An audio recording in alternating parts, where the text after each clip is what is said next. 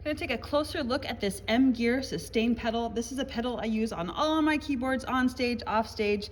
They're just super versatile. So if you don't know what the sustain pedal is, most pianos, there's one right there, have 3 pedals, and it is the pedal right there, the furthermost right one.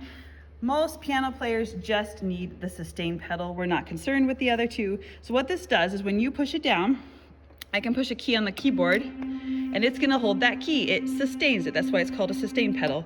Otherwise it would just play. But as soon as I add the pedal, then it sustains. And so you can like push a chord and it's just gonna hold it. So when you're purchasing a keyboard, oftentimes it doesn't come with this pedal. And so you're gonna look on the back of your keyboard. There's probably gonna be multiple inputs, but you're gonna look for one called, this one says sustain. So there might be other inputs like left and right outs. Ignore all of those. It's the one that says sustain. So if you have a input on your keyboard that has that sustain option, that means you can buy that sustaining pedal.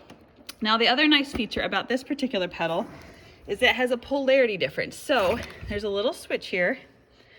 And if you push this pedal and it doesn't make your keyboard sustain, turn the keyboard off, flip the switch, turn the keyboard back on. Sometimes the way pianos are wired, it can go one way or the other. So if yours is doing the exact opposite of what you want it to do, you just flip this little switch and that generally fixes that problem. But yeah, if you're getting a keyboard and you want to be able to sustain, and most piano players at some point want to be able to sustain, that's just part of learning as a piano and keyboard player to use that sustain pedal. This has been a great option for us.